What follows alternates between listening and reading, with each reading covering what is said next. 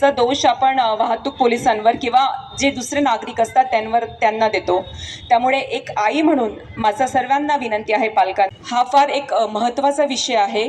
Traffic rules जे आपण सहजपणे मोडतो आणि कुठेतरी निघून जातो. कोण बघतंय आपल्याकडे, आपल्याला तिथे पोहोचायचं आहे, ती आपल्याला सर्वांना एक घाई असते. आपण आपल्या जीवाचं किंवा दुसऱ्याच्या जीवाचं कधीच बघत नाही. तर मी एक महापौर म्हणून माझी सर्वांना तुम्हाला विनंती आहे की हे जे सर्व ट्रॅफिक रूल्स आहेत ते आपल्यासाठी आहे.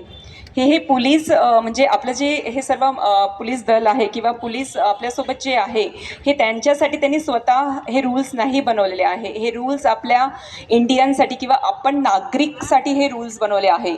त्यामुळे आपण हे सर्व रूल्स फॉलो केले पाहिजे. काही मोठे रूल्स नाही आहे. जस्ट म्हणजे आपण गाडी चालवताना हेल्मेट नेसेसरी आहे. आपण गाडी एकदम हायर मॉडेल घेतो, एकदम जी टॉप मॉडेल आपण म्हणतो, पण जेव्हा आपण गाडी चालवतो का आपण सीट बेल्ट बांधतो का? अगर आपण सीट बेल्ट तो नाही टाय केला किंवा बांधला तर ती एअरबॅग ओपन होतच नाही. तर कितीही तुम्ही टॉप मॉडेल असू द्या पण त्याचा तुम्हाला काहीच फायदा होणार नाही. त्यामुळे सीट बेल्ट हा कंपल्सरी आपण बांधलाच पाहिजे. ट्रॅफिक रूल म्हणजे गाडी चालवताना स्पीड लिमिट ही नेहमी आपण मर्यादितच ठेवली पाहिजे. आणि माझा खरा प्रश्न तर सर्व आयांना आहे की जे नवीन म्हणजे लहान वयातले मुलं असतात त्यांना आपण का म्हणून गाडी द्यायची आणि नंतर काही झालं तर त्याचा दोष आपण वाहतूक पोलिसांवर किंवा जे दुसरे नागरिक असतात त्यांना देतो. त्यामुळे एक आई म्हणून माझा सर्वांना विनंती आहे पालकांना की लहान मुलांना प्लीज गाडी देऊ नका.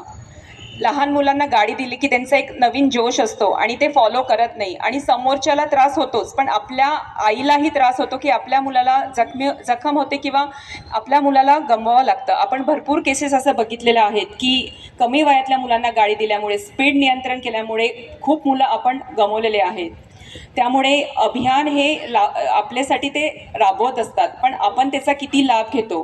त्यामुळे मी सर्वांना आवाहन करेन की त्यांच्याकडनं ते पुरा ट्राय करतात, ते सर्व ट्राय करतात की आपल्या नागरिकांना काय भेटावं, पण आपण ते किती इम्प्लिमेंट करतो हा प्रश्न स्वतःला विचारला पाहिजे.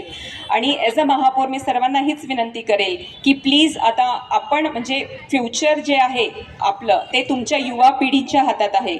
अपकमिंग फ्युचर नेशनचे तुम्ही आहात. त्यामुळे तुम्हाला विचार करायचा आहे की आपण राईट डिसिजन घ्यायला पाहिजे आणि तुम्ही डिसिजन घ्या आणि तुमच्या पॅरेंट्सलाही फोर्स करा की त्यांनी ते डिसिजन इम्प्लिमेंट केलं पाहिजे. इतकंच मी सांगते. आता खूप म्हणजे